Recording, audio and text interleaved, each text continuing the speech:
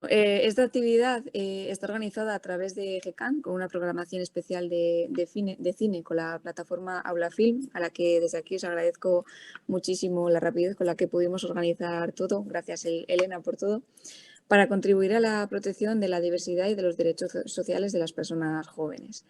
Entre las películas que hemos podido encontrar, nos encontramos a Desmontando armarios, de Richard Zubelzu, que nos acompaña hoy también en este encuentro, En 80 días, Tierra de Dios, Lawrence Anyways y Solo nos queda bailar.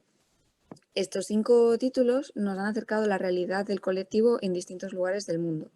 Después de la proyección de estas películas, pensamos que sería bueno que pudiera generarse un coloquio que discuta sobre el uso de los audiovisuales como una herramienta más activista y sobre la responsabilidad que tienen los medios de comunicación y los medios audiovisuales en la representación de la diversidad de identidades y de orientaciones. Desde la Dirección General creemos que es importante y que era importante estar en la celebración de este día y además este año podemos decir que estamos de enhorabuena porque la Escuela de Tiempo Libre fue galardonada el pasado sábado con el premio Aleguita, como sabéis, por las acciones desarrolladas en materia de sensibilización y de formación en educación para la diversidad.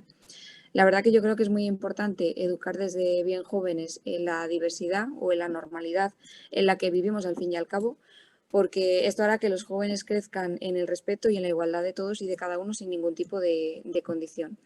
Y yo creo que sin más, espero que este encuentro sea muy productivo para todos y sobre todo dinámico, así que a disfrutarlo. Un saludo.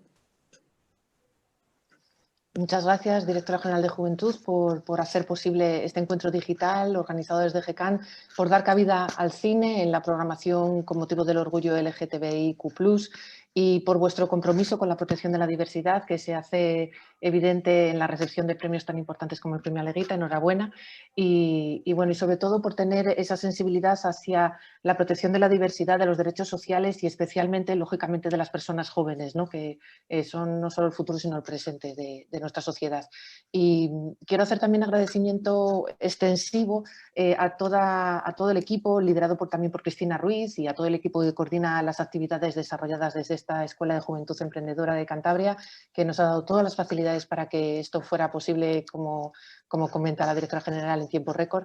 Y hoy hablaremos sobre el papel que desempeñan el cine y el audiovisual en la construcción de una sociedad más inclusiva, más tolerante y comprometida con la defensa de los derechos humanos.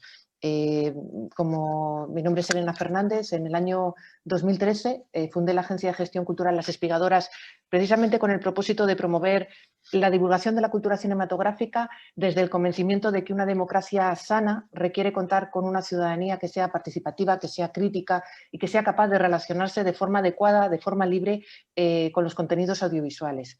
Y precisamente por esto, en el año 2017 lanzamos Aula Film, una plataforma de cine para centros educativos que introduce la formación cinematográfica en la escuela, precisamente para contribuir a esa necesaria alfabetización audiovisual, a ese importante despertar del pensamiento crítico en niños y en jóvenes, en niñas y en jóvenes. En las últimas décadas, el cine ha ejercido un papel central dentro de los textos audiovisuales, gracias a que ha sido el lugar donde se generaba o donde los grandes autores, hombres y mujeres, han aportado innovaciones que han sido cruciales dentro del lenguaje cinematográfico a todos los niveles, a nivel, por supuesto, técnico, pero también formal, estilístico, narrativo, y también donde se ha producido una innovación y una reflexión sobre cuál debe ser la representación de la realidad, cómo hacer una representación diversa.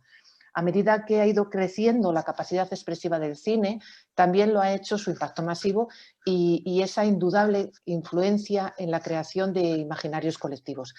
Esa responsabilidad que los medios de comunicación indudablemente tienen ha sido objeto de estudio y, por supuesto, del cine en el ámbito académico. Es decir, los teóricos de la comunicación social siempre han tenido muy presente desde la Segunda Guerra Mundial hasta ahora la importancia y la influencia de los medios de comunicación y, en concreto, de la potencia del cine y del audiovisual para construir imaginarios colectivos y, por tanto, sociedades también más igualitarias y justas.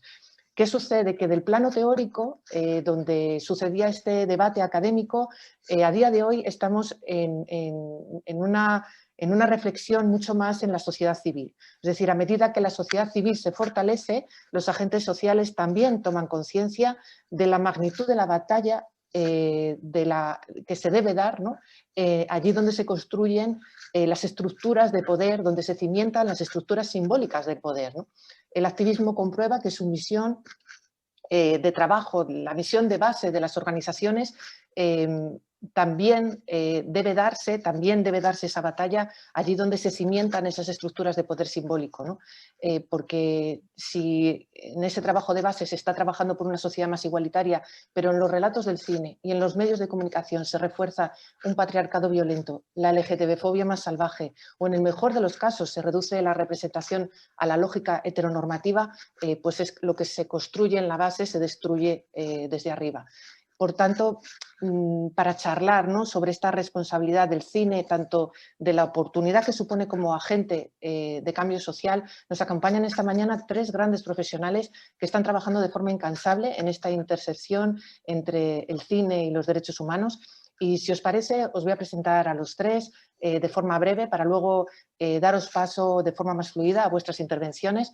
Comenzaré por Gerjo Pérez Meliá, director de la recién creada Cinemateca Pedro Cerolo. Buenos días, Gerjo. Un gusto Buenos que nos días, Elena. acompañes. Gerjo es un activista incansable por los derechos del colectivo LGTBIQ+, y hace nada menos que 20 años, ¿no?, fundó desde la Fundación Triángulo el festival Les Gais Cinemat. Es un festival de referencia de habla hispana. Su trabajo siempre ha estado vinculado además a la cooperación internacional, al desarrollo de África, cooperación internacional al desarrollo en África y América Latina, y desde esta experiencia y esta visión también de cooperación internacional lanza ahora la Cinemateca Pedro Cerolo, de la Fundación Pedro Cerolo, para crear un espacio internacional de encuentro, diálogo y exhibición permanente y estable de filmografías con temáticas diversas de cine LGTBIQ+. Muchas gracias, Gerjo. Es un enorme placer poder contar hoy contigo en este encuentro. Gracias, Elena. Bueno, felicidades por la iniciativa a la Dirección General de Juventud de Cantabria por estar tan preocupada porque la juventud cántabra tenga una formación en diversidad, ¿no? y qué buena idea esto de utilizar el cine como elemento de sensibilización a través de Aula Films. Felicidades por la excelente programación que habéis elegido para estos días. Creo que las personas jóvenes de Cantabria que han tenido la oportunidad o tienen la oportunidad todavía de ver estas películas las van a disfrutar, van a aprender y van a, sobre todo, a interiorizar que el respeto a la diversidad es un valor muy necesario para todos y para todas. Muchas Desde gracias, la Cinemateca Pedro Cerolo, como bien has comentado, yo soy activista hace muchísimos años. Siempre hemos creído que el cine, que por eso estamos aquí, como tú has anotado antes, es una herramienta potentísima de sensibilización. Yo recuerdo mis primeros años de activismo que podíamos haber, no sé cuantísimos folletos he podido poner, carteles, charlas hemos podido dar en los colegios, en institutos, y de repente llega una película que llega a mucha gente y bueno, pues es capaz de sensibilizar y de hacer tanto o más que hemos hecho un montón de activistas durante un montón de años.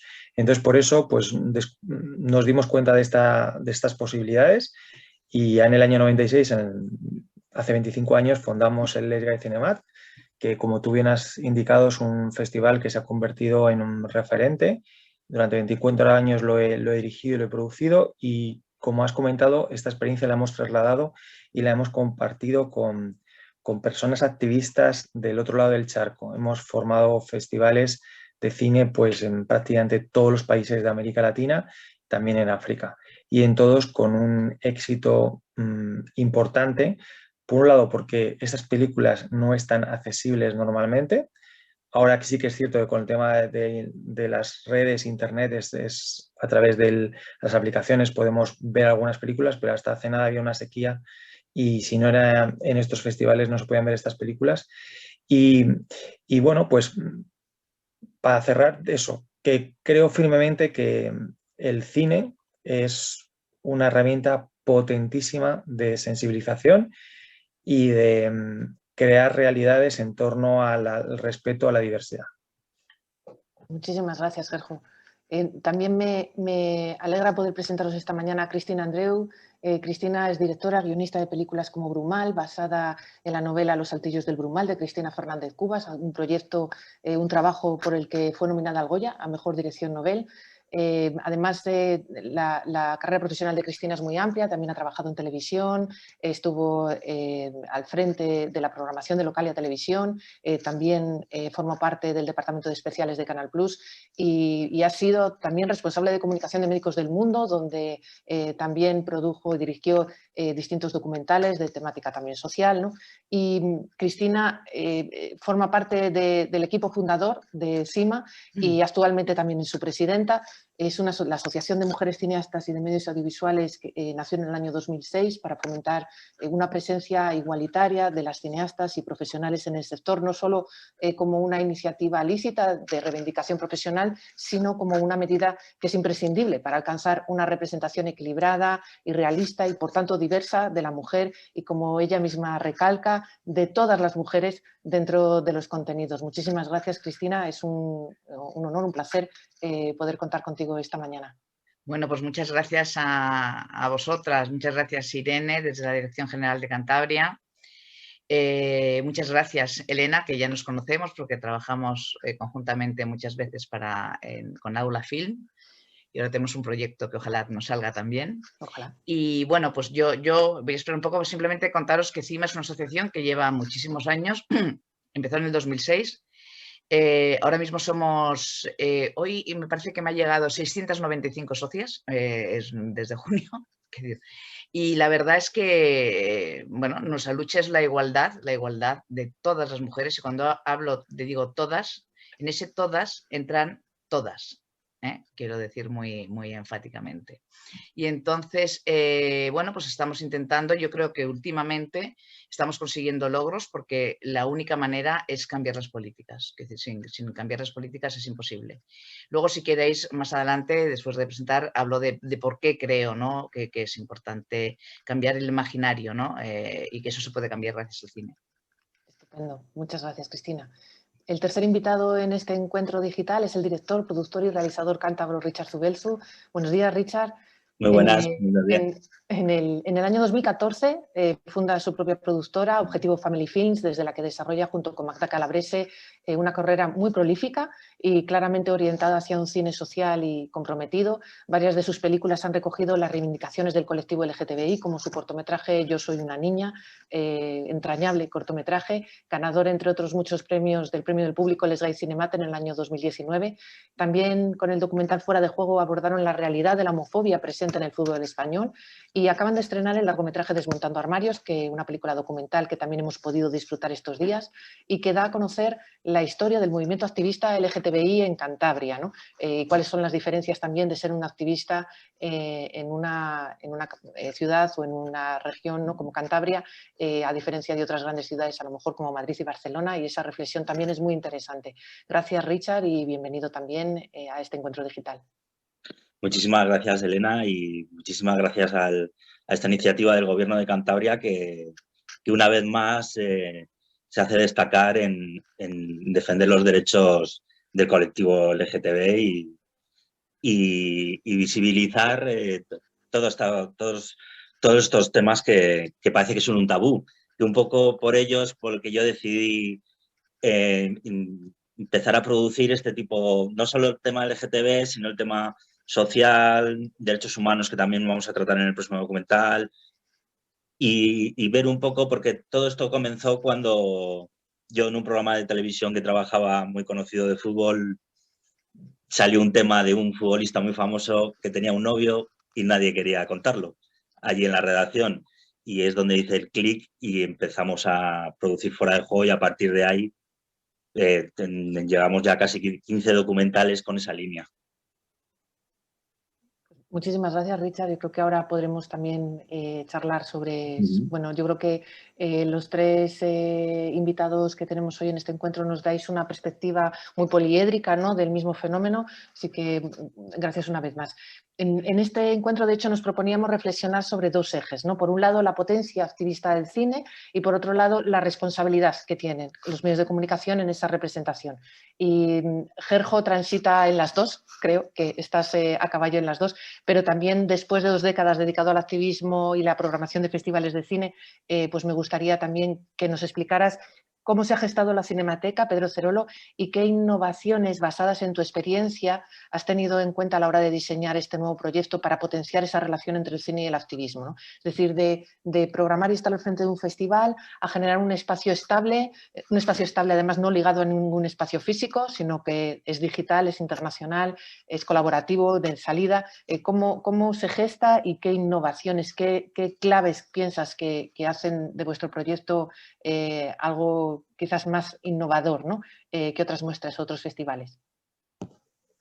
Bueno, de la Cinemateca Pedro Cerolo, creo que la clave está, ya la has apuntado tú, en que sea algo de forma permanente. Es decir, que creo que, bueno, yo he detectado una necesidad de ver este tipo de cine y circunscribirlo solo a 1 o 2 semanas al año como un evento puntual, pues no tenía sentido, ¿no? Entonces, desde la Cinemateca Pedro Cerolo, la diferencia respecto a un festival es eso, que es todo el año. Entonces, desde que hemos empezado el 17 de mayo, que arrancamos unas proyecciones en China que fueron súper exitosas, de la mano del Instituto Cervantes y la Embajada de España en Pekín, en Beijing, no hemos parado todas las semanas de hacer diferentes actividades dentro y fuera de Madrid, dentro y fuera de España, y todas pues siendo el cine LGTB pues el eje, ¿no?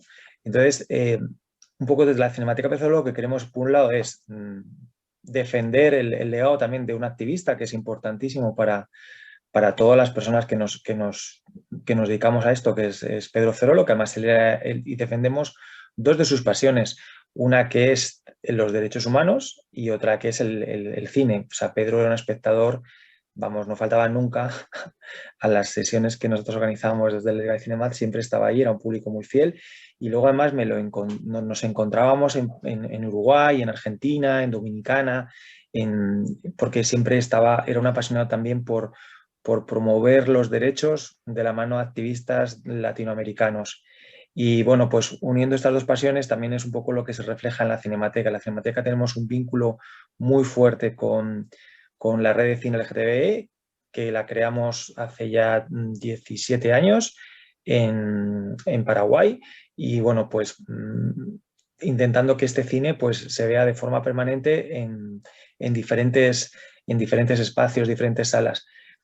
Una herramienta muy potente es esto ahora de lo digital. A partir de por ejemplo, el fin de semana pasado, por ejemplo, no pudimos hacer unas exhibiciones en Venezuela, pero las hicimos de forma virtual, y bueno, pues como habéis hecho en Aula Film, pues muchas personas desde su domicilio pues pudieron disfrutar de las películas, de los coloquios, de los conversatorios. Y básicamente es esa bueno, no la innovación, sino simplemente, bueno, pues recogiendo la experiencia de que te tirabas todo un año para organizar un evento que duraba, primero fueron 4 días, después fueron 11, fueron 18, pero para juntar en 18 días 29 salas, 9 municipios, 100 y pico películas, pues ahora es todo el año y no tenemos el estrés ni el sudoku, que es concentrarlo todo. Y aparte que para el propio público también es así, o sea, el propio público muchas veces decía, oh, es que tengo 3 cosas a la vez en 4 sitios diferentes, entonces, ¿qué elijo? Y bueno, pues ahora de una forma más pausada y más como una carrera de fondo, todas las semanas pues hay alguna actividad en las que, sin contraprogramarnos, en las que los espectadores o las personas interesadas en disfrutar de este cine pueden hacerlo. Pues, yo creo que esa necesidad, digamos, de que ya no hay una necesidad de concentrar unos días concretos, creo que forma parte también del fenómeno de que los propios festivales están acabando por organizar actividades durante todo el año, ¿no? Y de alguna forma vosotros ya no hacéis así, ¿no? Como una propuesta constante, digital, descentralizada y además con una ambición de trabajar en red, mirando a Latinoamérica o mirando hacia China, y bueno, os felicito por ello, ¿no? Y para hablar ahora del segundo de los ejes, ¿no? De este encuentro de la responsabilidad de los medios de comunicación por esa relación directa entre la representación audiovisual y la construcción de una sociedad más justa, más igualitaria, pues llega el turno de escuchar a Cristina Andreu, ¿no? A mí me gustaría, Cristina, que nos explicaras por qué es importante lograr esa representación equilibrada y diversa y realista en el cine y en general en los medios audiovisuales, por supuesto, y por tu experiencia de todos estos años dentro de CIMA, ¿no? Trabajando en distintas vías, me gustaría preguntarte cuáles crees a día de hoy que son las palancas más efectivas, las que habéis comprobado con vuestra experiencia desde el año 2006 hasta ahora, que son las claves, las que realmente tienen un efecto diferenciador, porque yo creo que mucha de la gente que a lo mejor nos está siguiendo hoy en este encuentro pues puede aprender también de vuestra experiencia, ¿no? De cómo habéis logrado que vuestra reivindicación esté en la agenda de las instituciones y que haya cambios realmente estructurales y bueno, pues que vuestra demanda pase a ser entendida y comprendida por la sociedad o por lo menos por cada vez capas más amplias, ¿no? de la sociedad. Bueno, primero también quiero decir que aquí todos somos compañeros, compañeras, porque yo presenté la Cinemateca Pedro Cerolo, es decir, que aquí estamos en familia, podríamos decir casi, ¿no? Sí, cierto. Que yo creo que eso es importante, ¿no? Que parece que estamos trabajando por líneas diferentes, ¿no? Yo creo que ¿qué nos importa? Nosotras encima hay dos aspectos que nos importa muchísimo, que es por un lado que haya más mujeres haciendo cine, guionistas, es decir,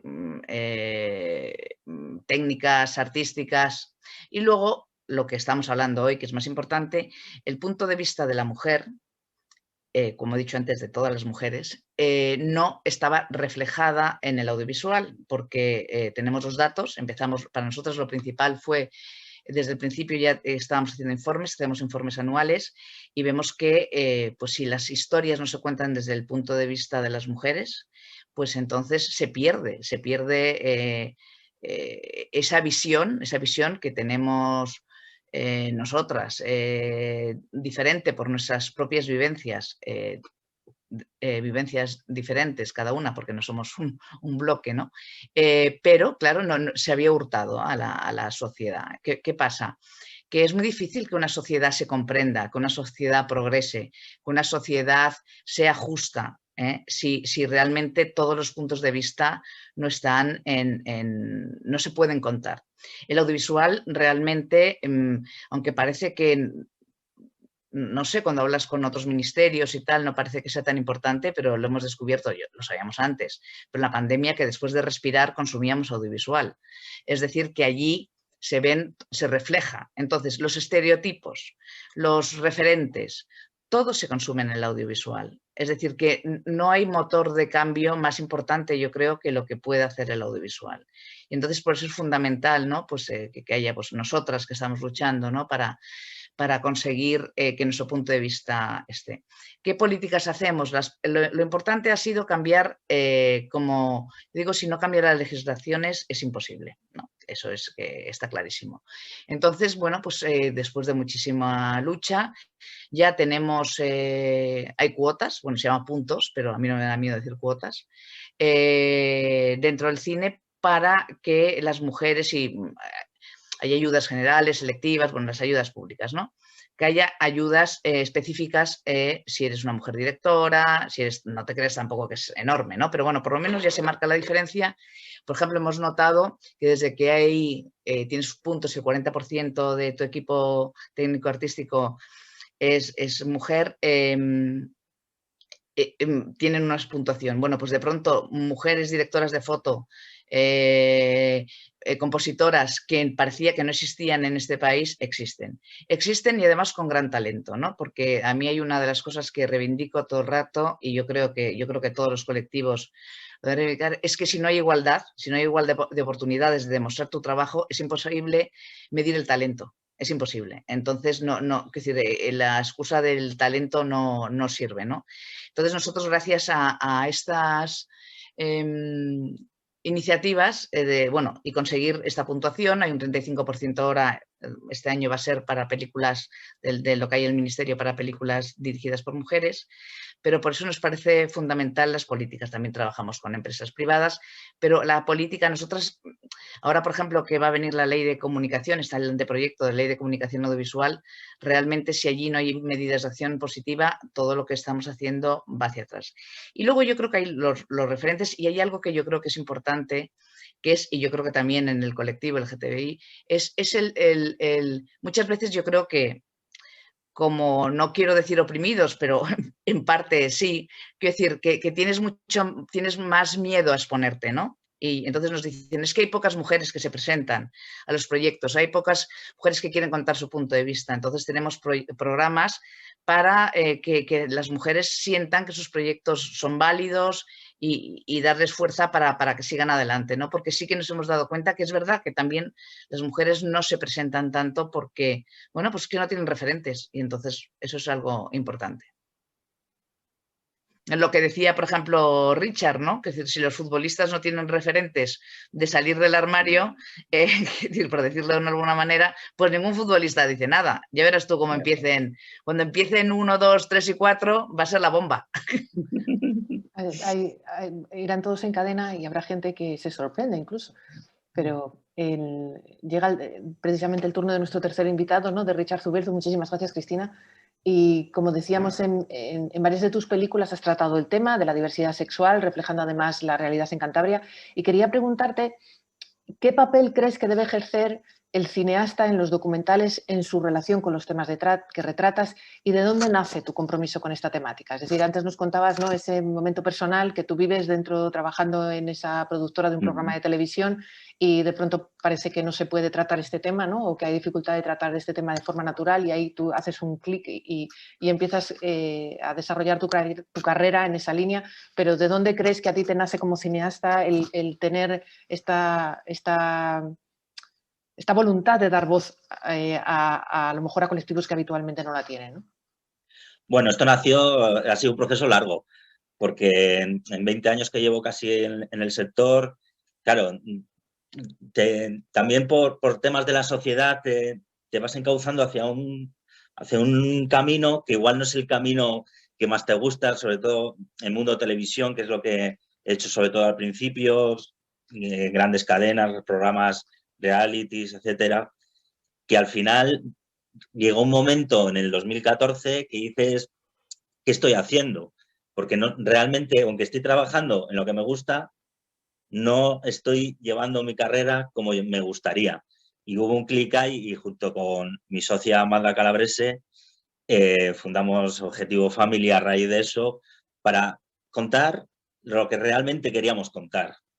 Y también contar un poco lo que nos gusta ver, que también como espectador, que eso yo creo que el creador que no le guste lo que vería como espectador, yo creo que ahí es un tema que no debería ser. Y como te comentaba antes, bueno, al principio del 2014 empezamos a hacer más temas de patrimonio, también un tema más, ya empezamos con algo reivindicativo, yo más a la producción y Manda a la dirección, sobre temas de IVA, con el IVA cultural, también un tema de enfermedad celíaca y tal, pero ya en el 2017, a raíz de lo que comentaba antes, empezamos con Fuera del Juego. Fuera del Juego funcionó súper bien, sobre todo, es curioso, fuera de España más que en España, pero en Latinoamérica súper bien, y a raíz de ahí fuimos haciendo un camino sobre tantos temas LGTB como de medio ambiente, un poco reivindicación. Ahora estamos con el tema migratorio, el tema del COVID también influyó también, porque claro, el año pasado teníamos previsto rodar Desmontando Armarios en un tiempo más largo, pero claro, cuando empezó la escalada lo rodamos bastante rápido. Después también no lo pudimos estrenar en su momento, se ha tenido que posponer este año, pero la verdad que estamos súper contentos con el resultado. Para mí, Desmontando Armarios junto con Yo soy una niña es lo mejor que he hecho, porque claro, Yo soy una niña es otro tema aparte, porque es un tema que me viene de la abuela que sale, es amiga íntima de mi madre. Entonces lo conocía de primera mano y lo conozco de hace años ya. Y llevo detrás del tema, llevaba mucho tiempo.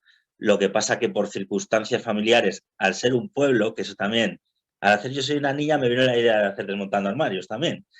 Y va todo interrelacionado. Y es curioso ahora, los tres que estamos aquí, que también estamos interrelacionados entre los tres, porque yo pertenezco al Consejo Asesor de Cinemateca y mi compañera Magda es de CIMA, o sea que todo queda en casa. Pero de alguna forma, cuando uno trabaja por la diversidad o tiene un compromiso por la diversidad, pues trabaja a todos los niveles en ella, ¿no? Y entonces es lógico unir fuerzas y sumarlas pues en favor de ese objetivo común, ¿no? De hecho, como hay tanto consenso, para generar un poco de disenso, que también es muy importante dentro de un encuentro y de una mesa como esta, os lanzo una pregunta a ver si estáis de acuerdo o qué opináis, ¿no? La meta hasta hace poco era lograr pues, tener a más personajes que fueran gays, trans, lesbianas, asexuales, ¿no? Y quizás ahora, no sé si ha llegado ya el momento de reivindicar mayor calidad y no solo número en la construcción de esos personajes. Es decir, que creo que en algunas producciones de televisión, sobre todo a lo mejor en la parte más industrial o en los iconos pop, digamos en la cultura pop quizás, ¿no? Empezamos a ver que empieza a introducirse casi, bueno, pues siempre vamos a encontrar algún personaje LGTBI y sin embargo me gustaría preguntaros si pensáis que hay diversidad en la construcción de esos arquetipos o no. Es decir, que ahora que parece que empieza a haber una representación una participación de esos personajes, quizás es un momento, no sé si estamos ya en un momento de preguntarnos si esa representación es diversa o viene otra vez a reforzar algunos arquetipos como pues la belleza o los cánones de belleza dentro del homosexual, o en el caso de la mujer, bueno, pues qué significa ahora mismo ser una mujer empoderada y dónde nos lleva. Creo que estamos también en ese punto y quería preguntaros cómo veis vosotros esto. A mí me gustaría decir una cosa. Yo creo, bueno, has dicho, al principio has empezado a hablar de la calidad antes de todo eso. Yo creo que lo bueno es que al principio hacer todo este tipo de cine, que las mujeres hiciéramos cine o los homosexuales o ¿qué pasaba? Que era algo de guerrilla, quiero decir, porque no había presupuesto, porque nadie te financiaba.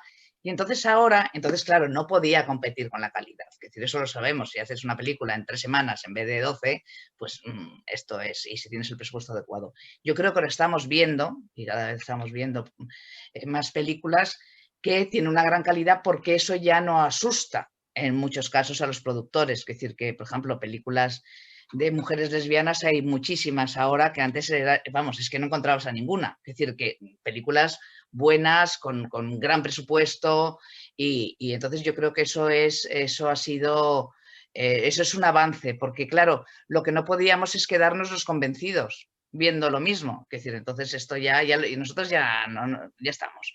Es decir, yo creo que lo importante es que todas las historias que contamos, que la vea la mayoría de la gente y se dé cuenta de que somos parte de la sociedad, ¿no? Exactamente igual.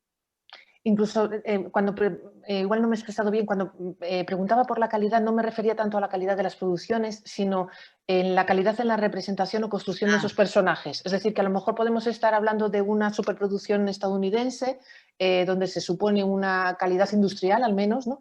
Y sin embargo la variedad del arquetipo quizás brilla por su ausencia, ¿no? Según, es decir, la complejidad de esos personajes. Pasamos a lo mejor de la introducción de esos roles donde parecía que tenías que tener el buen amigo, ¿no? El buen amigo LGTB, a que ahora ya podamos quizás plantearnos pues, otro tipo de representaciones físicas, de personalidades, formas de vivir ¿no? Su propia sexualidad, género, identidad, etc. Sí, bueno, yo sí he visto, o sea, por supuesto todavía creo que no estamos del todo bien representadas o representados. Por ejemplo, es muy raro ver un hombre transexual, es muy raro ver una mujer transexual que no se dedique, bueno, pues a lo que siempre se dedican, ¿no? Entonces, hay todavía muchos estereotipos que todavía hay que romper, ¿no?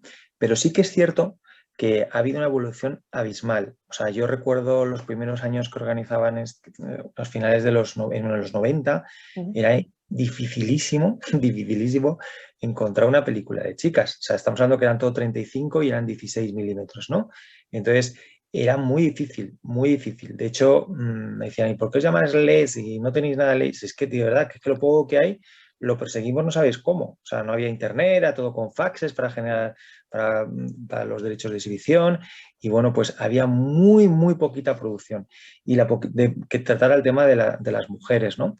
Y la poca que había eran todos unos dramones tremendos, acababan fatal, era todo un sufrimiento, era todo, o sea, había muy pocas historias positivas. Entonces, tuvo que aparecer el cine digital, ¿no? Para democratizar estas historias, para que muchas mujeres se animaran a filmar comedias, historias románticas que no acabaran mal siempre, que una fallece, la otra no. La típica historia de siempre, que hay una mujer que se enamora de alguien, de la otra que no es lesbiana, ¿no? Y todo el sufrimiento, eso ya desapareció. O sea, las miradas son mucho más positivas, mucho más diversas, mucho más plurales. Es verdad que, por ejemplo, series de televisión marcaron un punto, Hospital Central, cuando aparecieron esas dos enfermeras. No sé, entonces, sí que creo que, respondiendo a tu pregunta, falta todavía quizá algunos géneros donde no se aborda la diversidad. Por ejemplo, bueno, pues el drama, la comedia, vale, pero ¿qué pasa en las películas de acción? O sea, me encantaría que un superhéroe fuera gay o un western, o sea, o por ejemplo, no sé, no sé qué eso, que en algunos un thriller, ¿no? Que en donde no el asesino sea el gay, sino que sea el policía que resuelve el caso, ¿sabes? O sea, siempre es, vale, sí, si salimos en una película así, es eso, que siempre con muy pues como que somos lo peor, siempre, ¿no? Sin embargo, bueno, me encantaría ver una película donde el juez, el policía que resuelve el caso, el tal, pues igual que tiene su historia de amor con una mujer o con un hombre, pues que sean historias diversas, ¿no? Entonces todavía existen algunos miedos a representar esto. Y luego sí que es cierto que también con esto de las series de televisión, últimamente pues ha habido una representación y un poner en valor historias que hasta ahora estaban desconocidas, ¿no? O estaban muy estigmatizadas. Por ejemplo, la serie esta de La Veneno, que ha pegado fortísimo, bueno, pues estamos descubriendo que una persona que era muy como diría yo, polémica, ¿no? Además era persona y toda esa calidad humana que tiene. Y no pasa nada porque yo creo que estamos aprendiendo a ser cada vez más respetuosos hacia cualquier forma de vida, sea la que sea, aunque no coincida con la mía. Y bueno, pues pienso que se están haciendo cosas cada vez mejor y quizá lo que sí que he hecho yo más en falta es en la gran pantalla. Es decir, que sí que es verdad que en series pues estamos cada vez mejor representadas, pero en películas como tal que podamos ir al cine, pues que sigue siendo algo importante el hecho social de ir a un cine, ver la película ahí, pues eso es difícil ver en la cartelera películas donde estemos representadas. Es que también, Gerjo, ten en cuenta que aquí el gran problema es la distribución. Y en producción sí que se ha avanzado muchísimo, se ha conseguido rebajar costes en muchos ámbitos de producción gracias a gente como vosotros. A nosotros nos facilitáis mucho el trabajo en conseguir tanto personajes como en tema documental situaciones. Lo que pasa que ahora, a la hora de llevarlo al cine, es bastante complicado. En plataforma es mucho más sencillo, pero en cine, muy complicado, y más en este año. Tenemos mucha suerte ahora de cine embajadores, la verdad, que está abriendo mucho, nos está abriendo mucho el abanico, igual que en Majadahonda o en Reynosa también, en varios sitios que siempre apuestan, no solo por estas temáticas, sino por el cine documental en general, y saber si es un paso más en el que podemos llegar a normalizar todo esto. Sí, pero perdona, por ejemplo, hay una película que es del 2002, luego nos han repetido, que es A mi madre le gustan las mujeres, de Inés París y Daniela Fegerman. Esa película fue de pronto, es como A mi madre le gustan las mujeres y tuvo bastante éxito, ¿no? Pero luego no, la verdad es que no se ha seguido. Pero y hablando de estereotipos, un momentito, por favor, porque en esto las mujeres seguimos teniendo que ser guapas, delgadas, seamos lesbianas, seamos lo que sea, es decir, que el estereotipo de la mujer, el referente, sigue siendo una construcción que eso no está cambiando. Es decir, es muy importante que las mujeres dirijan por eso mismo. Es decir, tú ves Happy Valley, tú ves en series Broadchurch. Bueno, ha habido el jaleo con Kate Winslet, que yo creo que es de las mujeres más guapas del mundo, y dicen que estaba gorda. Es decir, es que, bueno, dice, bueno, de verdad. ¿A dónde vamos a llegar? Completamente locos. Es decir, y locas. Lo que quiero decir con esto es que todavía, como cuesta, pues y yo creo que en las películas, ahora que hay más de gays, pues son monísimos. Casi todos, los más grandes, los no sé qué, es decir que y eso no es la realidad, porque es que entonces, ¿cómo va a tener referente una persona si lo que ve está tan idealizado? No, es decir, ahí no puedes llegar, claro. Esa es justo lo que quería preguntaros, ¿no? Es decir, esta diversidad que, bueno, pues es un camino muy, muy largo y muy extenso, porque una vez que se consigue que incluso haya esa presencia de personajes protagónicos LGTBI, luego también tenemos que indagar, ¿no?, en qué nivel de estereotipo cerrado hay en la representación con lo que nos ha costado llegar ahí, ¿no? A pesar de eso, al final luego no deja de volver otra vez a ese embudo de visión unitaria de cómo pueden ser o cómo nos imaginamos a estos personajes. Antes mencionabais algunos casos, ¿no?, de títulos de ficción en España, y quería preguntaros cómo ha contribuido la ficción española, si pensáis que ha avanzado más. Mencionabas antes, Gerjo, que crees que hay mayor avance en televisión que en cine. ¿A qué pensáis que se debe esto? Es decir, en España, por las características de nuestra sociedad o por cómo nos imaginamos como sociedad en España respecto, a lo mejor comparándonos con otros países, ¿no?, en el nivel de desarrollo social. ¿Pensáis que el público masivo, que normalmente se concentra en las televisiones, está más abierto que el riesgo que hay empresarial en el cine? O sea, porque parece como una paradoja, ¿no? Es decir, hay series de ficción muy exitosas en televisión con personajes más arriesgados y, sin embargo, no encontramos esos personajes en la ficción cinematográfica. ¿A qué pensáis que se debe esto? ¿A un problema de distribución que apuntaba Richard?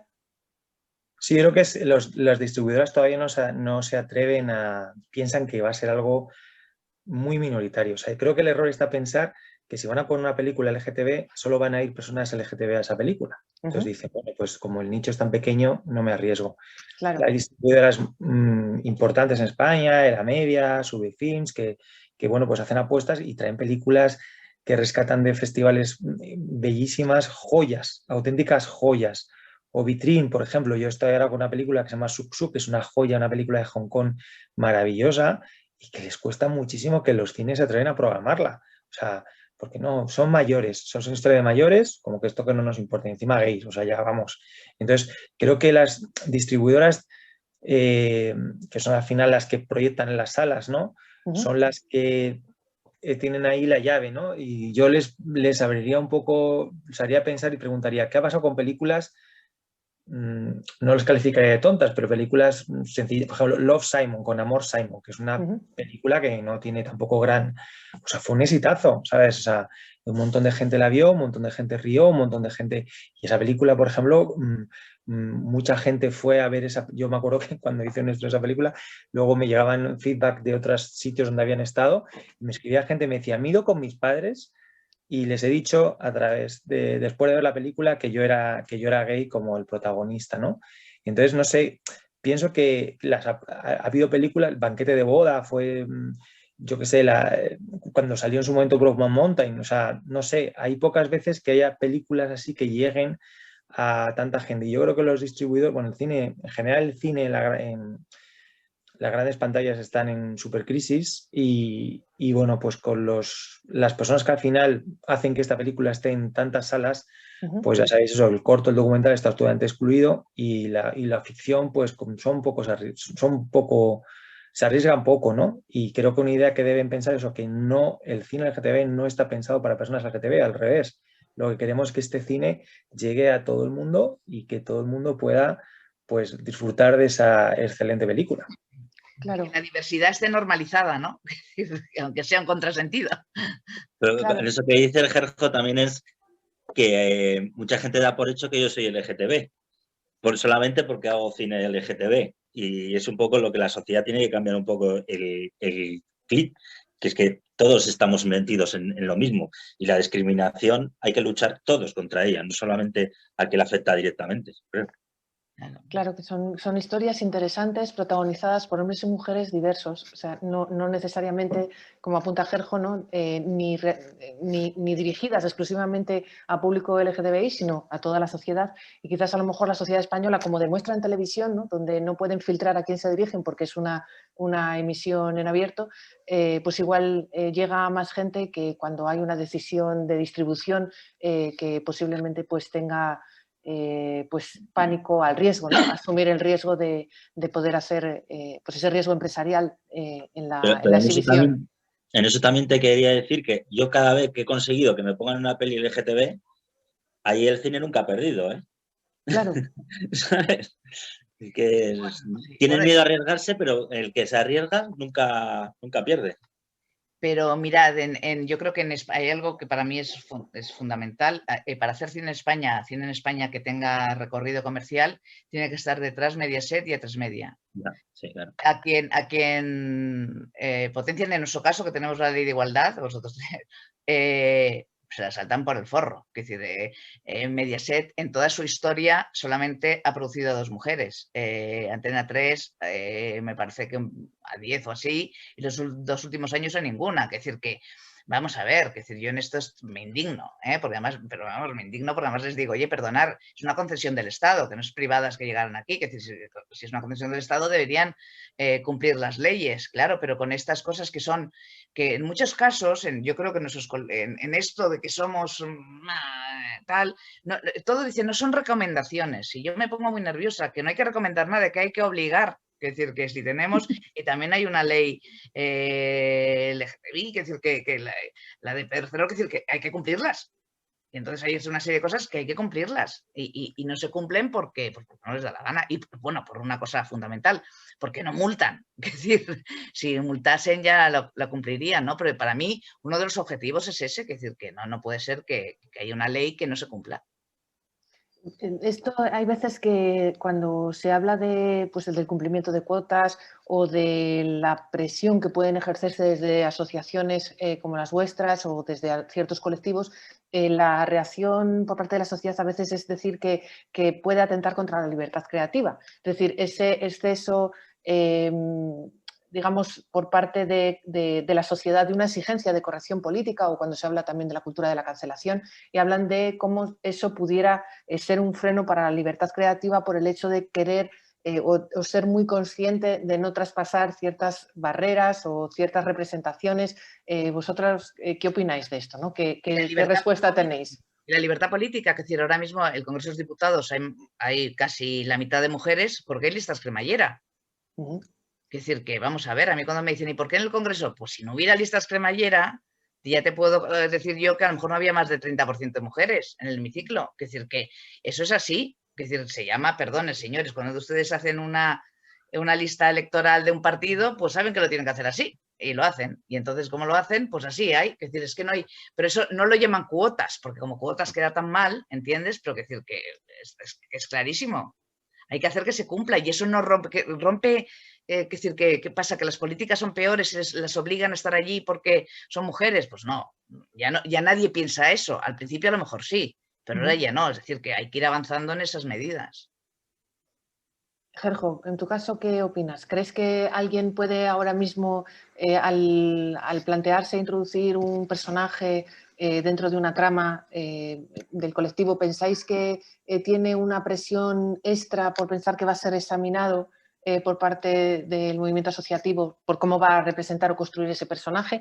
¿Vosotros qué opináis? ¿Se os ha acercado últimamente alguna vez algún productor, algún guionista preocupado para ver si ese tratamiento que estaba haciendo era el adecuado o no? Sí, la verdad es que, bueno, la gente, sí, en varias ocasiones ha ocurrido, ¿no? Y yo creo mucho en la libertad de cada realizador.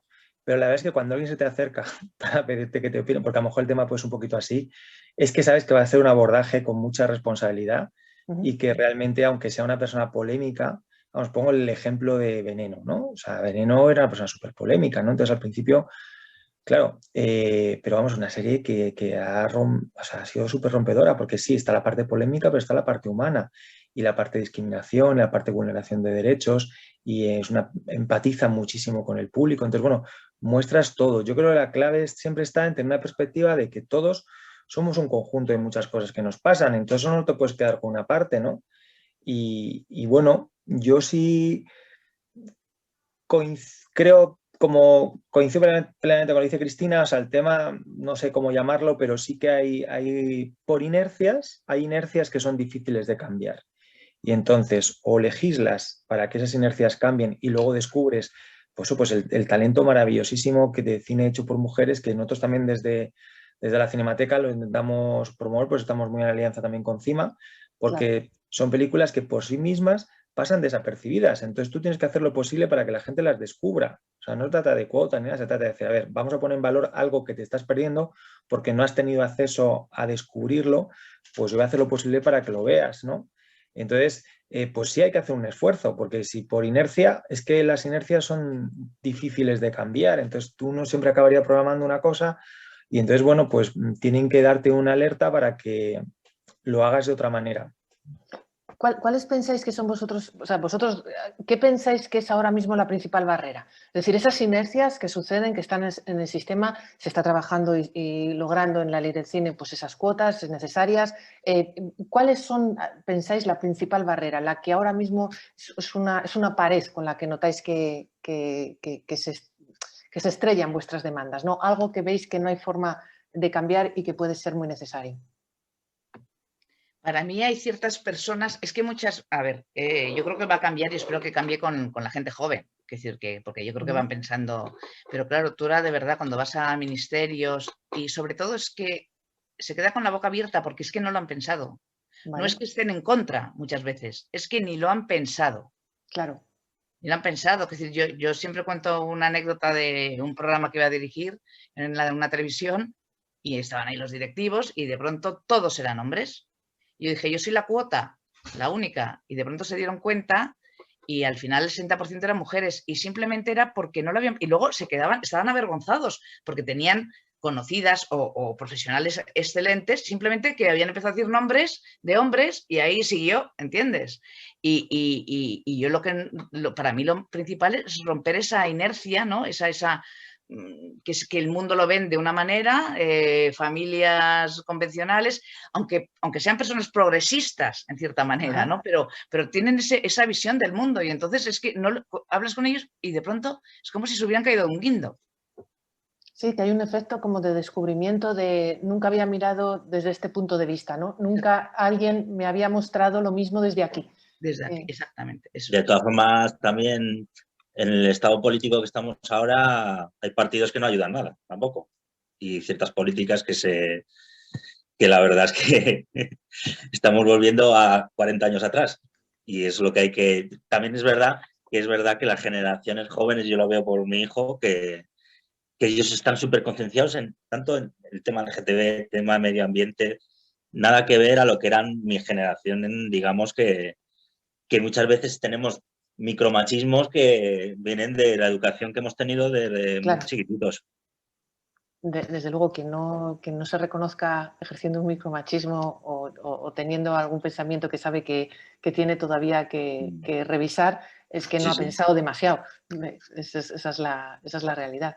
Gerjo, en tu caso, ¿cómo lo ves? Reitero lo que dice Richard. Como decía Pedro, los derechos, o sea, no tenemos que relajarnos, o sea, los derechos se conquistan, se disfrutan y también se defienden. O sea, nos costó muchísimo tener una ley en la Asamblea de Madrid en LGTBI, como apuntaba Cristina, está ahí, pero hay muchas cosas que no se desarrollan, ¿no? Una cosa es que lo pongas tú en un papel, pero si luego no haces medios para que eso se llegue a la práctica. Y bueno, están haciendo pinza ahí para que esta ley se derogue, ¿sabes? Y no se cortaron un pelo en decir que se derogaba. Claro, le cayó tal... No, que ahora la van a transformar, no sé qué transformación, si va a ser hacerla más recortando derechos, no creo que sea ampliarlos, ¿no? Entonces tenemos que estar muy alertas para que todo esto que nos ha costado tanto, pues que no llegue a una minoría y que, bueno, pues fruto de un descontento social o lo que sea, que hagamos que nos muevan a lugares donde no queremos estar. Entonces, el cine y lo visual es importantísimo porque yo creo que cambia, interioriza muchas realidades, ¿no? O sea, si esto la sociedad en general lo interioriza como que la diversidad no es un problema, sino que es Claro. algo bueno. Por ejemplo, el problema de las trans, ¿no? Las trans no son ningún problema. O sea, es la realidad de las personas trans. Y es una realidad y es muy valioso que tengan oportunidad de vivir como esas personas realmente sienten y quieren. Y a ti eso no te perjudica, a ti es un valor porque tú también, en el fondo vamos a ser todos más felices. Entonces yo creo que el cambio de chip está en pensar que otros tengan derechos no va en contra de los míos, ¿no? Pero Sí. mucha gente no sé por qué no lo ve así. El audiovisual, el cine, tiene esa capacidad maravillosa de hacernos empatizar con realidades completamente lejanas a las nuestras, ¿no? Es decir, uno puede ponerse en la piel de un personaje que no tiene absolutamente nada que ver con uno, pero te hace sentir y entender ese prisma, ¿no? Que decías, ay, nunca había visto las cosas desde aquí. Y bueno, de alguna forma esa es la potencia que tiene el cine, no solo pues como agente para poder conseguir ese trabajo o alcanzar esas metas activistas, sino pues precisamente para eso, para aceptar que existen realidades completamente distintas a las nuestras y que no pasa nada, y que hay espacio para todos. Reportando eso que tú dices, Elena, por ejemplo, pues todos estamos muy preocupados con el tema del bullying, ¿no? El bullying, el acoso es de todo tipo y especialmente el escolar, ¿no? Entonces, ¿cómo se trabaja el bullying?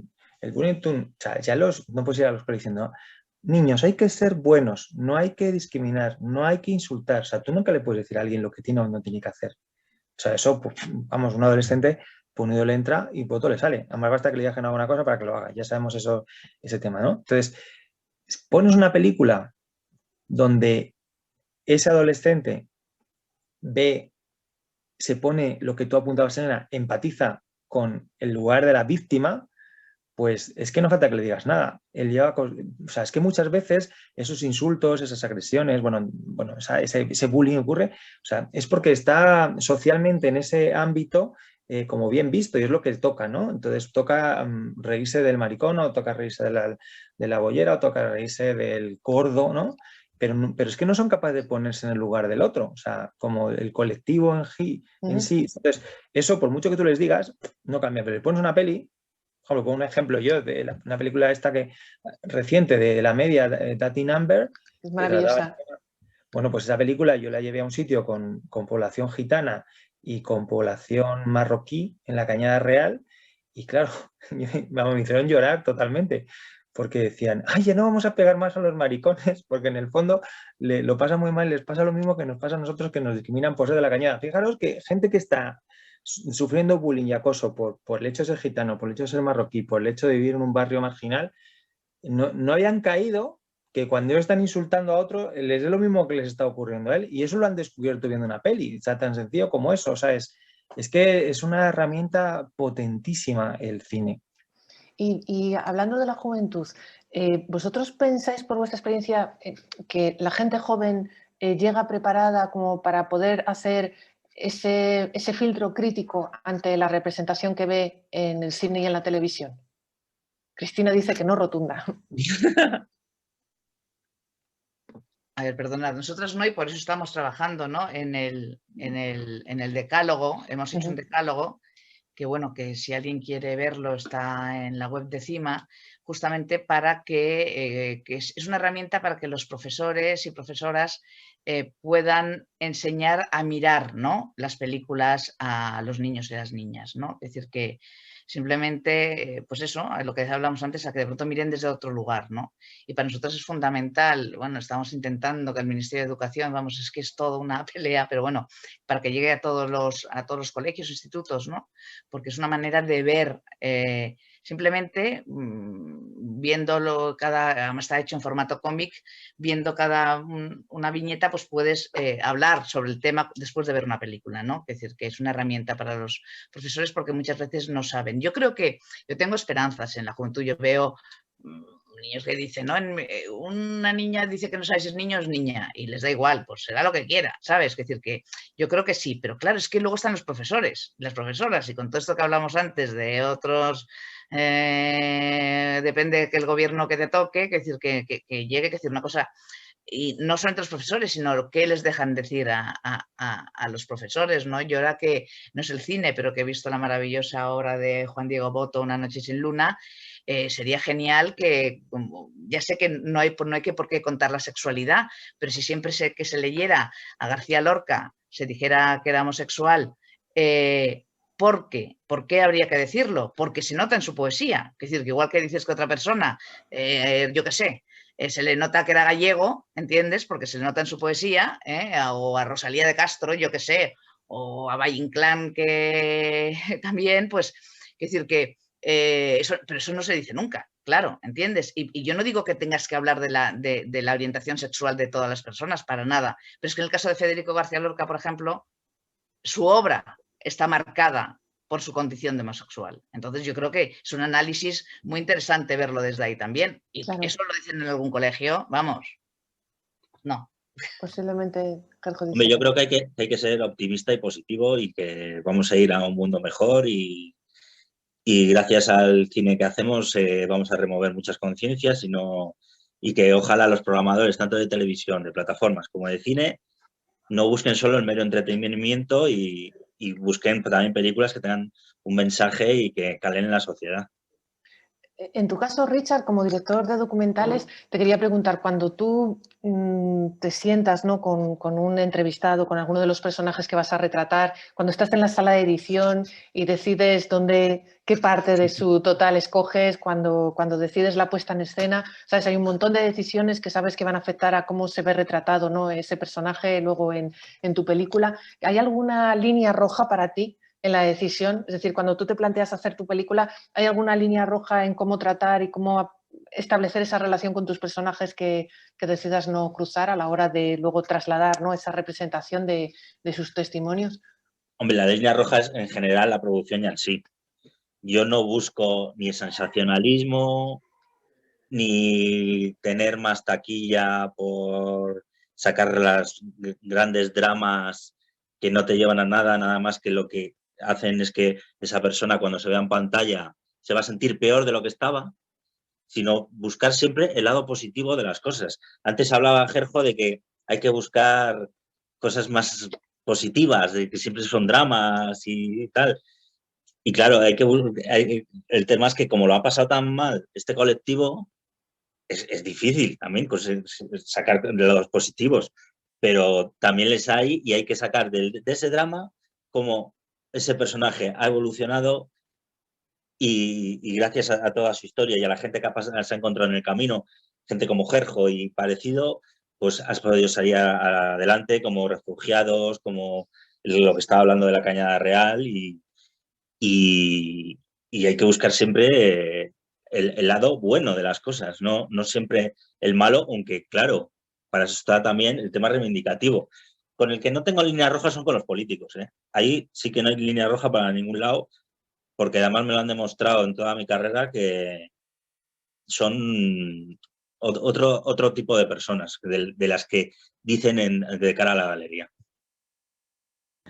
Yo pienso como Richard, yo pienso que yo soy también bastante optimista y positivo y creo que en el cine, que lo que estamos hablando es que ahora mismo las historias, lo que cuentan son las historias, o sea, con muy pocos medios, con más medios lo haces mejor, pero si tú tienes una idea clara de lo que quieres hacer, pues creo que es bueno que transmitamos eso, ¿no? Por ejemplo, hay un alumno de Rivas que se llama Gonzalo Mozas, que con 15 años y con su móvil y sus amigos han hecho un corto que es que yo me quito el sombrero, o sea, y entonces una cosa que yo animaría mucho a la juventud es eso, que si quieren contar historias, ahora lo tienen muy fácil, mucho más fácil que nosotros lo teníamos antes.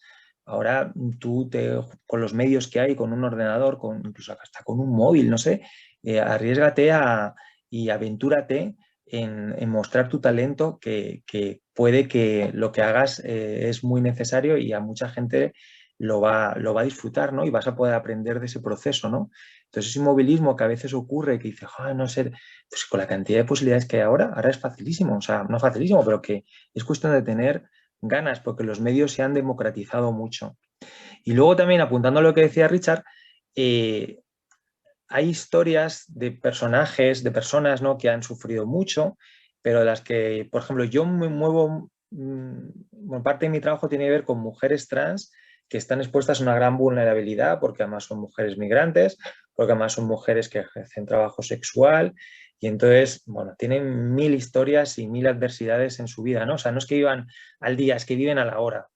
Y dirías, pues qué cantidad de cosas les pasan, deberían estar hechas polvo. Pues no, son personas que yo aprendo todos los días de su resiliencia, de su capacidad de superación, de su quedarse con las cosas buenas porque si no realmente se morirían, con la cantidad de cosas que les pasan en situaciones tan adversas, pues son personas con una humanidad que destila una humanidad increíble y que yo, por el hecho de estar con ellas, agradezco la cantidad de cosas que aprendo, sobre todo de esa resiliencia, ¿no? Que es bueno, el lunes, por ejemplo, estuve con Manita Chen, que es la primera transexual que hubo en España que consiguió el cambio de nombre, una persona adulta, ¿no?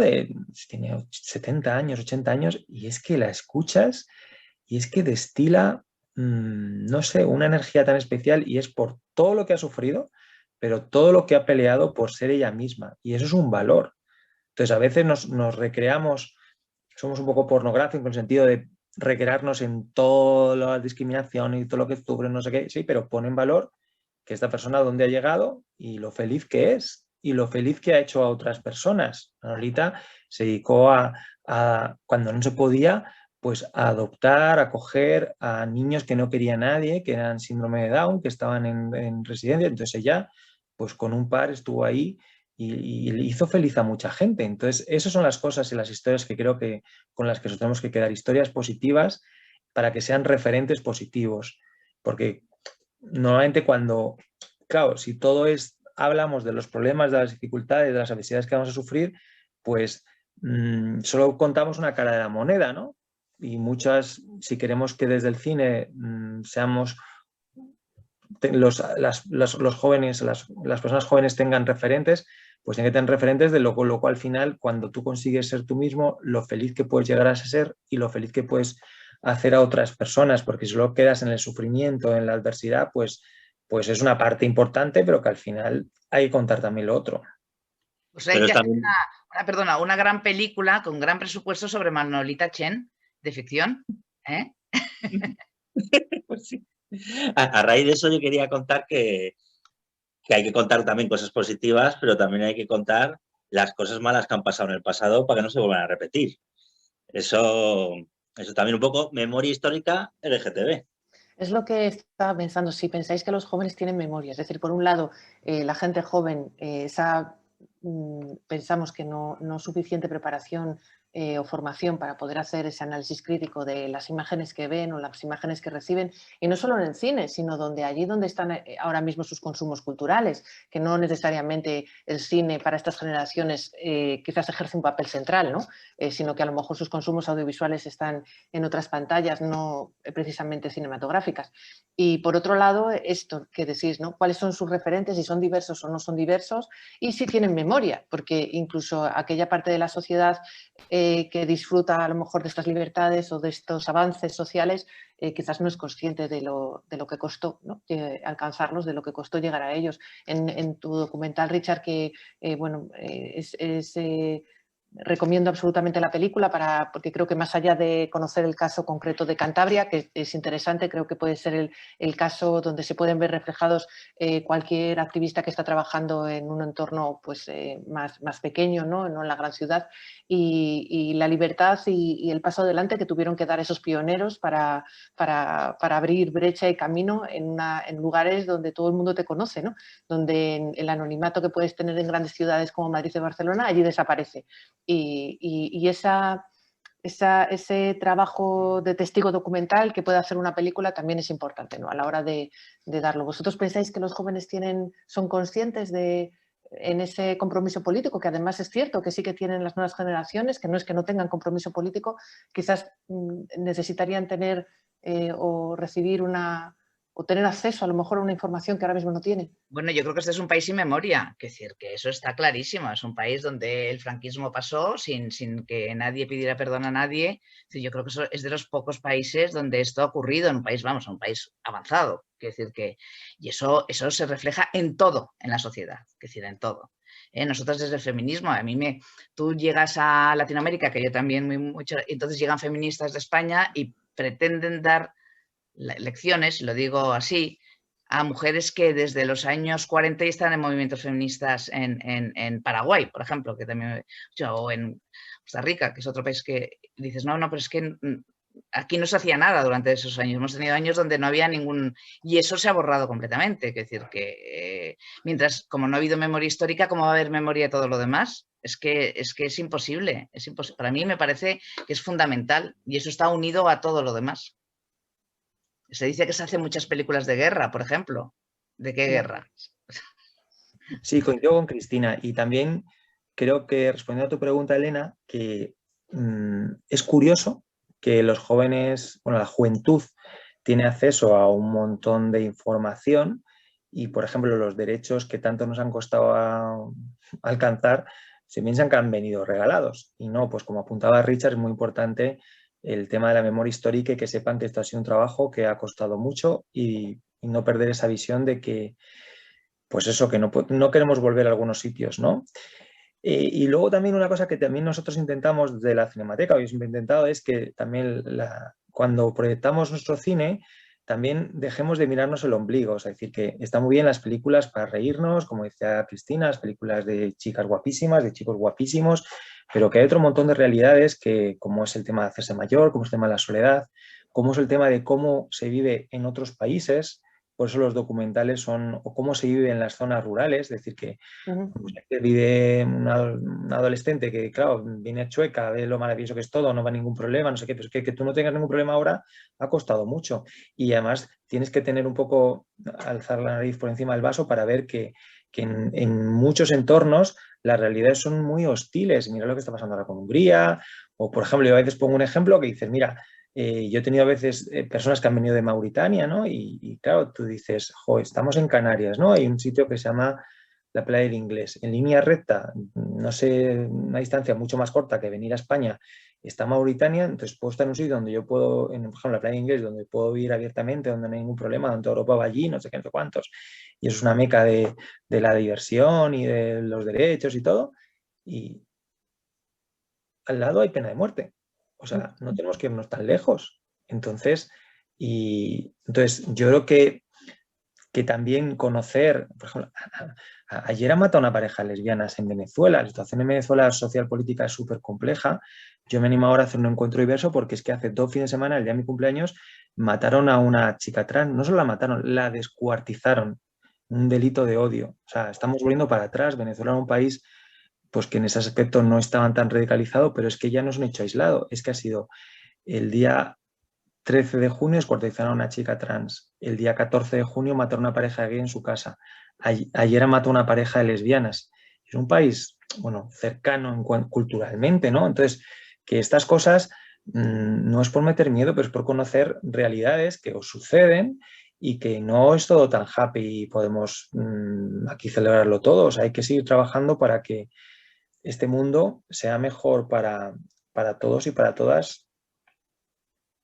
No, y en mismo Europa, fíjate, Polonia, Hungría, es que no están tan lejos de aquí. No. Y Sí. todos los problemas que hay. Actuar, yo creo que hay que actuar hasta cuando tengas dudas. Yo muchas veces tengo dudas de ¿será exactamente este camino? Actuar. Es decir, eso, y te digo, me parece muy bien y además pensando que estamos logrando cosas y yo también tengo muchas esperanzas en el futuro de los jóvenes, pero yo creo que hay que actuar todo el rato, pero todo el rato, que decir, en tu vida diaria también, ¿no? Todo el rato. Pues si os parece, vamos a dar paso, vamos a abrir la posibilidad de recibir alguna pregunta por parte del público, de la gente que está conectada a este encuentro. Creo que mi compañera Sonsoles Martín nos puede pasar alguna pregunta, si es que alguien quiere trasladar alguna pregunta a nuestros invitados. Hola a todos. ¿Qué tal, Sonsoles? Muy bien. Hemos recibido, después de esta conversación tan enriquecedora y maravillosa que habéis tenido entre los cuatro, hemos recibido varias preguntas. En primer lugar, hemos recibido una, la leo tal cual. Uno de los mayores problemas que podemos encontrar en el poder del audiovisual para cambiar realidades es que por lo general las personas que consumen este tipo de contenido son personas ya concienciadas con aquello que se está exponiendo. ¿Qué creéis que se podría hacer para llegar a este tipo de personas que no consumen estos contenidos? ¿Quién quiere contestar? Cristina. Bueno, Yo creo... bueno, dilo tú, Jorge. Ahora tú. Yo creo que eso es justo, llevar estas historias de forma natural y espontánea a todos los ámbitos. Y, por ejemplo, pues eso, alguien que se sienta a ver el cine, que ponga una película que se llama Love, Simon o con Simon y que no espere que va a ver eso y de repente lo ve y lo ve con una tranquilidad, con una... Entonces, no hacer del cine LGTB un nicho que solo sea para personas LGTB, sino abrirlo y que nuestra meta sea hasta que hagamos películas para toda la sociedad. Y a mí una de las cosas que me preocupa muchas veces es lo del gueto, ¿no? Yo no quiero meterme en un gueto, que ya lo que me faltaba, ¿no? Entonces yo creo que muchas veces pasa eso, ¿no? Y justamente yo creo que también, yo no sé, no digo en nuestro caso que lo que queremos que sean mujeres que dirijan, o que te digo, en un festival hace poco el premio CIMA a la mejor película se la dimos a un director, porque era la mejor película que hablaba de una mujer y de sus problemáticas y tal. Bueno, era una periodista, tampoco es que hablara solamente de sus problemáticas como mujer, pero era la mejor película.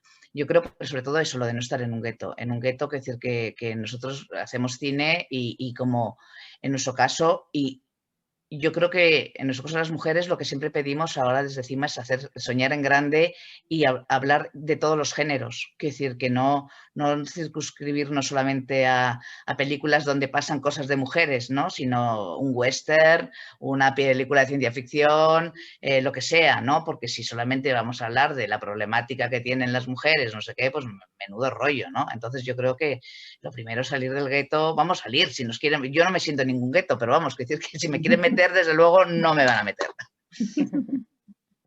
Richard, ¿quieres también responder a la pregunta? No, sí, más o menos es lo mismo. Sí, parece que ahora, durante el orgullo, todas las plataformas tienen su apartadito, películas para pasar bien el orgullo o cosas así. Pues hay que salir un poco de eso también. A ver, un documental es un documental, un drama es un drama, una comedia es una comedia. No tiene que ser drama LGTBQ. Claro. No, tienen que abrirse más el abanico. Yo ahí, si me permitís, también, por la parte que nos toca con Aula Film, creo que la clave es la educación. Y es que cuando eres niño, cuando eres joven, hay cierto tipo de cine que si lo descubres con la naturalidad con la que descubres en una dieta diversa cinematográfica, pues incorporas otro tipo de narraciones, perspectivas, producciones, formatos, y esa variedad creo que es lo que nos falta, ¿no? Es decir, si desde niño estás acostumbrado o acostumbrada a ver únicamente un tipo, un estilo, una procedencia, como al final necesariamente acabas siendo mucho menos permeable a otro tipo de representaciones. Nosotras, en nuestra experiencia, cuanto más niños, más abiertos son a disfrutar de todo tipo de cine, desde el experimental hasta cualquier tipo de cine, y sin embargo, a medida que van haciéndose más mayores, pues ya tienen como pues una construcción más cuadriculada, donde si no encaja exactamente la expectativa que tienen, pues es que desconectan, no le dan una oportunidad. Es decir, que como todo en la vida, pues si no lo conoces no puedes valorarlo. Y creo que representación diversa de la vida, del mundo, de las personas, tiene que estar en el cine y en la dieta audiovisual a la que pueden acceder, ¿no? Muy bien, muchísimas gracias. Hilando con la última respuesta por parte de Elena, justo nos ha llegado también otra pregunta, leo tal cual. Soy docente y me gustaría poder trabajar con el cine en el aula. Aparte de los títulos que ya habéis mencionado, ¿qué películas podéis recomendar para que los jóvenes tengan referentes?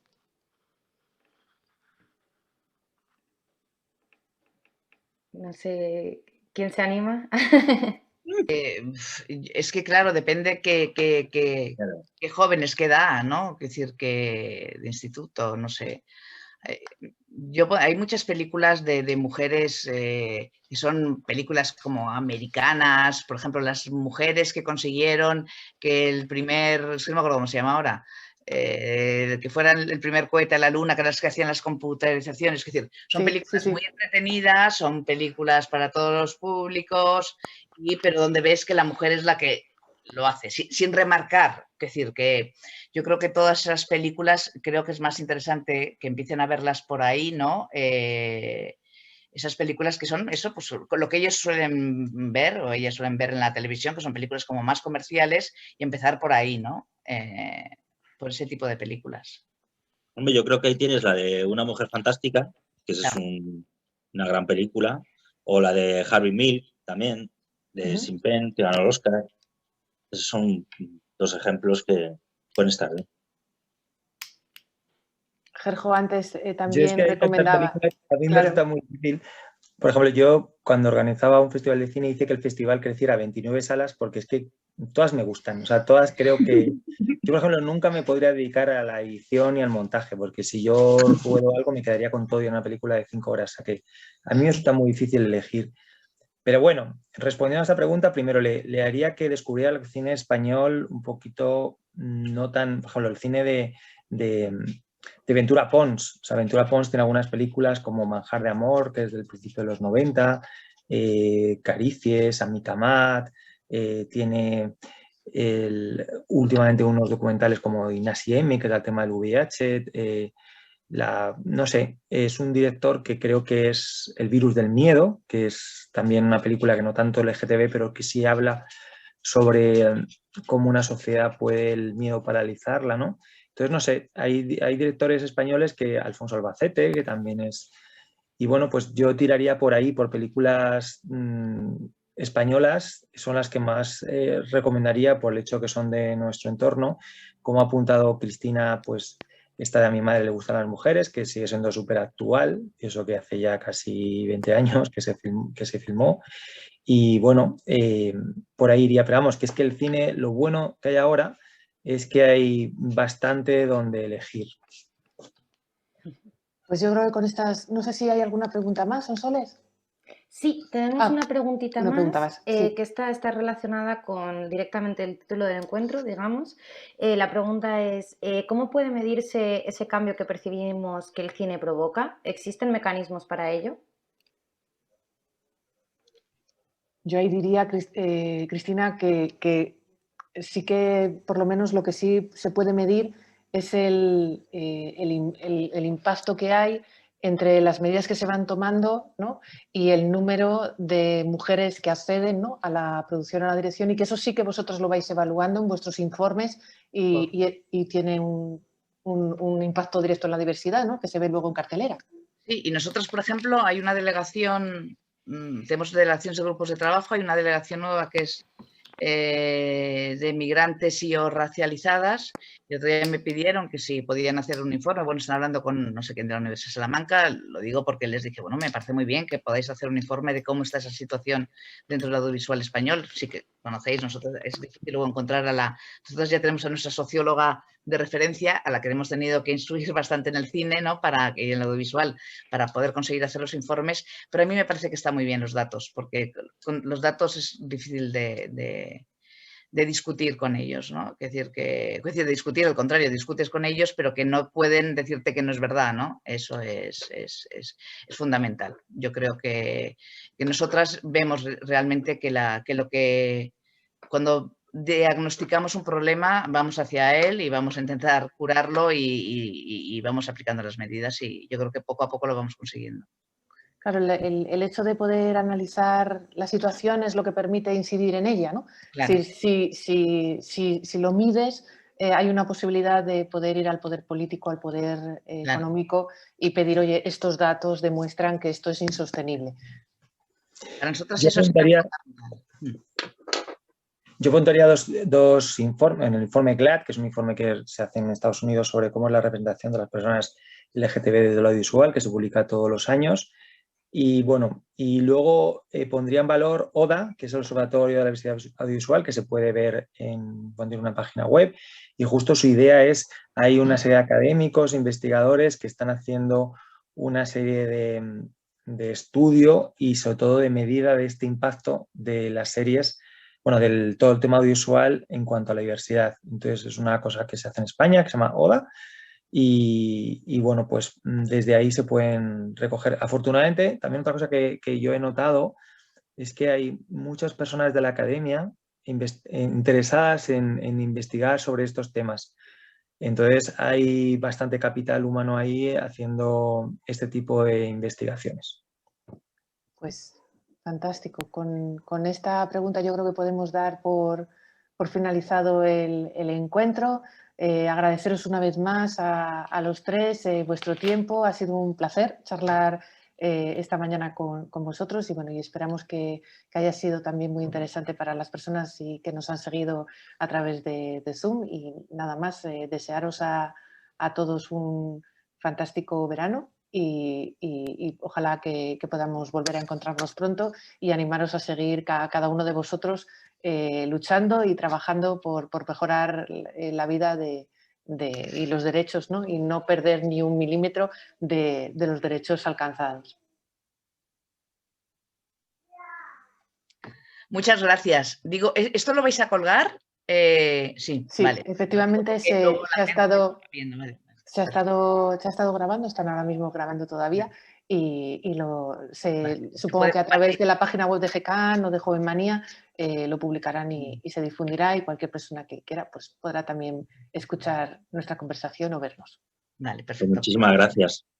Muchas gracias, Elena, muchas gracias a Aula Films.